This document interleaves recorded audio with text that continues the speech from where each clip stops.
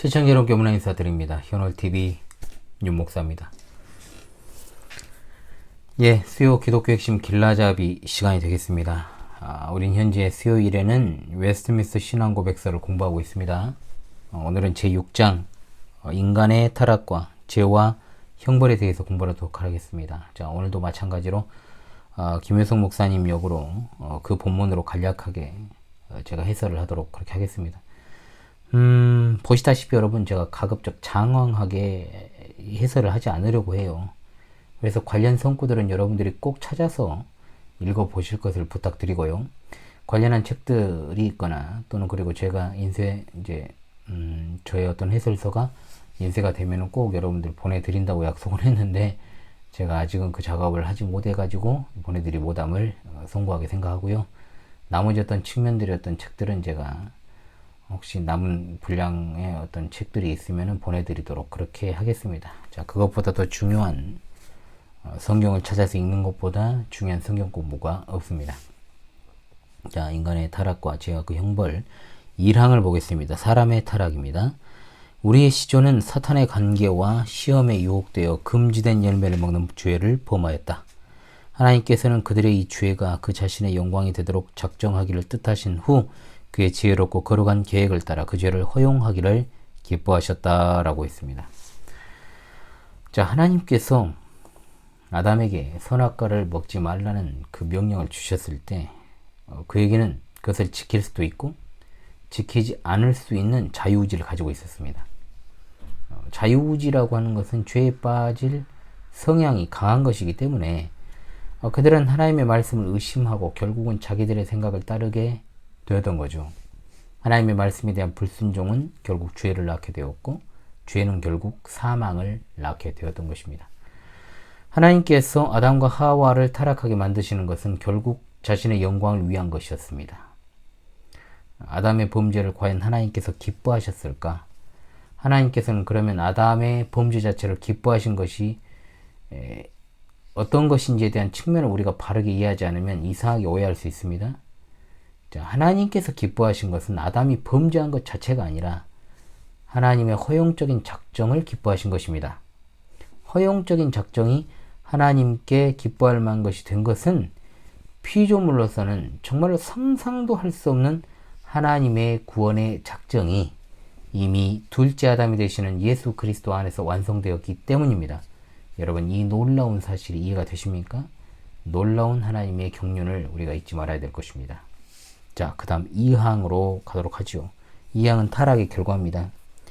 그들은 이 죄로 말미암아 그들의 본래의 의와 하나님과의 교제로부터 떨어졌고 죄로 인하여 죽게 되었으며 영혼과 몸의 모든 기능들과 부분들이 전적으로 더러워졌다라고 했습니다.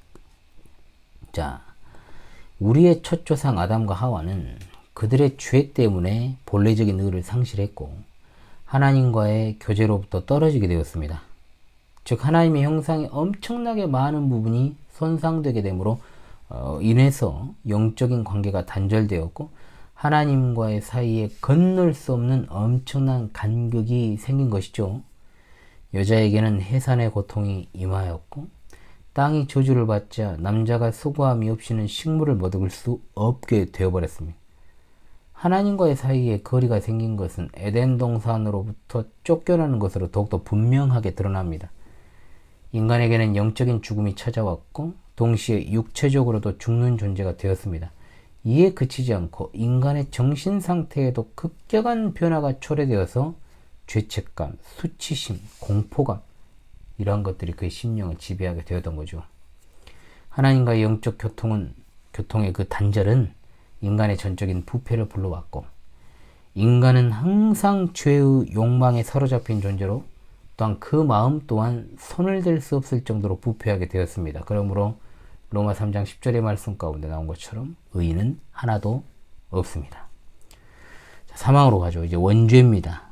그들이 모든 인류의 뿌리였으므로 이 죄의 죄책은 일반 출생법으로 그들에게서 태어나는 모든 후손에게 전가되었고 죄로 인한 그 동일한 죽음과 부패성이 전달되었다 그랬습니다. 자, 아담은 모든 인류의 시조입니다.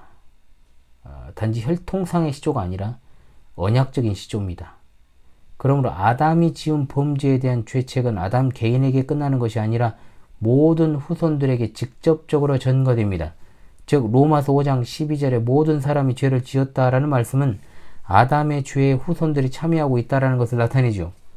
만일 후손들이 그 죄에 참여하지 않았다면 자신의 죄가 아닌 타인의 죄를 뒤집어 쓰는 것이니 억울하다 할 수 있겠지만, 성경은 아담이 혈통적인 조상일 뿐만 아니라 모든 인류의 언약적인 대표였기 때문에 그는 하나님께 선악과를 금지하는 명령을 받았을 때 개인으로서 명령을 받은 것이 아니라 그에서 태어날 모든 후손들의 대표로, 즉 언약의 대표로 받은 것입니다. 그러므로 범죄의 결과도 아담 개인에게서만 끝나는 것이 아니라 모든 후손들에게 미치게 되었기 때문에 그 후손들은 출생하기도 전에 그 죄책을 돌려받게 된 것이죠. 그러나 아담 외의 다른 조상들의 죄가 후손들에게 전가되는 법은 없습니다. 왜 제가 이 말씀을 먼저 드리냐면 이런 다른 어떤 조상죄를 이야기하는 그런 자들이 있기 때문에 그렇습니다. 이건 나중에 제가 따로 설명을 드리죠. 자, 사항으로 갑니다. 원죄의 부패성과 실제적 죄들입니다. 우리로 모든 선에 대해 완전히 실증나고 무력하고 반대하게 하며 모든 악에 전적으로 기울어지게 하는 이 본래의 부패성으로부터 모든 실제적 죄들이 나온다라고 했습니다. 아담과 하와의 부패한 성품을 물려받은 인류는 영적으로 선을 행할 능력이 없는데 이를 갖다가 뭐라 그러냐, 전적인 무능력의 상태에 있다라고 말합니다. 그래서 모든 인류는 출생할 때부터 죄의 신분인 죄책과 오염과 부패를 가지고 태어납니다. 이를 가리켜서 여러분 원죄라고 하죠. 원죄. 이것은 후천적인 것이 아닙니다. 타고난 것입니다. 인간들은 근본적으로 날 때부터 선을 싫어하게 되고 악에 기울게 되며 인간의 모든 생활을 더럽히는 현실적인 죄의 근본 뿌리가 바로 원죄입니다. 그리고 그 원죄를 가진 개인에게서 모든 실제적인 죄들이 나오게 됩니다. 그것을 가리켜서 자범죄 또는 본죄라고 부릅니다. 원죄가 원인이라면 자범죄는 결과죠. 원죄는 하나지만 자범죄는 그 종류와 수를 헤아릴 길이 없습니다. 즉 자범죄는 본인 자신이 범한 죄 아닙니까?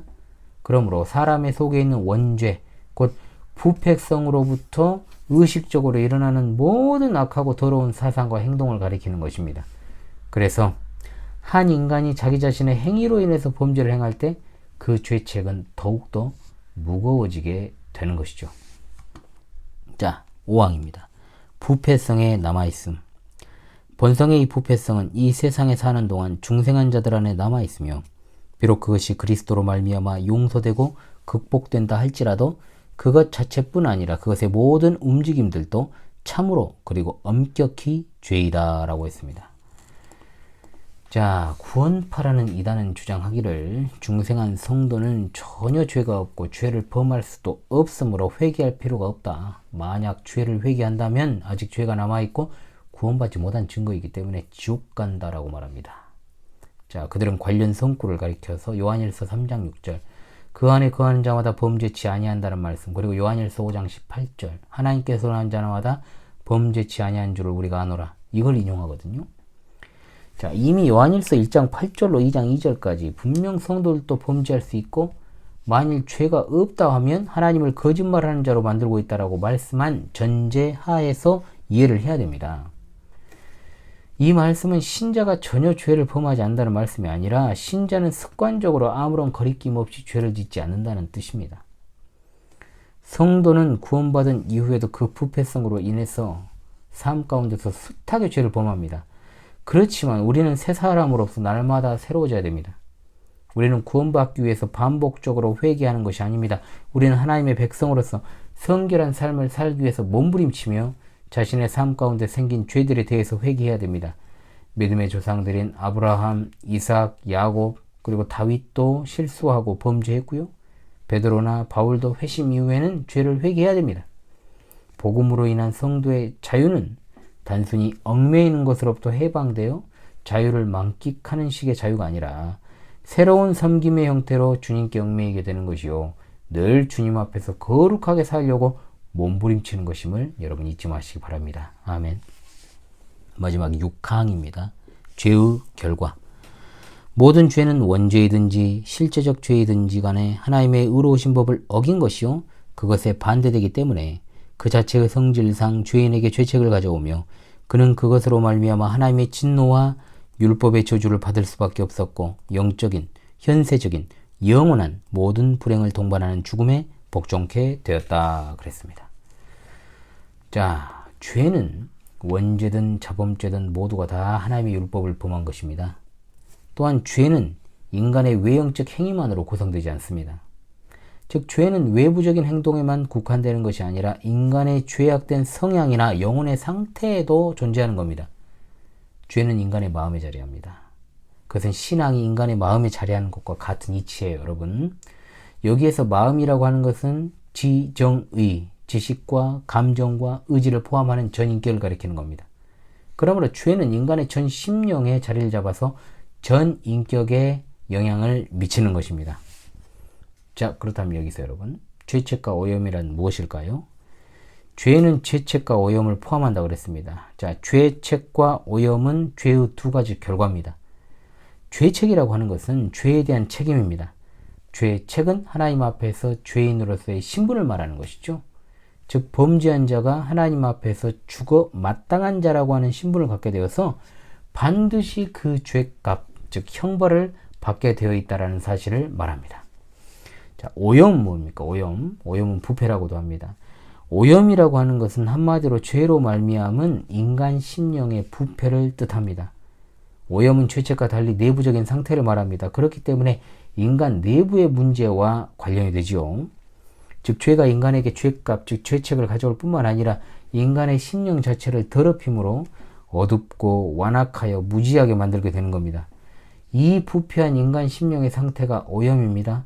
만물보다 심히 거짓되고 부패한 것이 사람의 마음이라 누가 이를 능히 알리오마는 그랬습니다. 자, 오늘은 6장 인간의 타락과 죄와 그 형벌에 대해서 공부를 했습니다. 특별히 여러분 특별하게 짧은 장이 아니면 창조처럼요, 한 주에 한 장은 무조건 공부하도록 그렇게 하겠습니다. 총 33장이니까요. 그래도 충분히 시간적 여유를 두고 공부할 수 있을 것 같습니다. 수요일에는 기독교 핵심 길라잡이 시간으로 지금까지 공부를 쭉 해왔습니다. 역사적 정통 기독교의 신앙 고백과 교리들을 공부하는 시간으로 보냈습니다. 계속해서 그렇게 보낼 것입니다. 본 신앙 고백서가 지금 이제 뭐 시작한 지 얼마 되진 않았습니다만은 끝나게 되면 하이델베르크 교리문답을 해설을 하려고 해요. 그것도 이제 큰 과정이 되겠죠, 여러분. 아직 멀어 보이지만은 그래도 그 다음을 하겠다라고 제가 미리 말씀을 드리는 것은 늘 학습할 마음의 준비를 갖추시라는 측면에서 미리 말씀을 드리는 것입니다. 늘 여러분 다 플랜이 예비가 되어 있습니다. 그래서 공부할 것은 태산이죠. 단지 우리 삶이 짧을 뿐이지. 자, 그럼 다음 시간에 제 7장 하나님께서 인간과 맺으신 계약에 관한 시간으로 찾아오도록 하겠습니다. 여러분 복습에 충실하시기를 바랍니다. 수고하셨습니다. 감사합니다.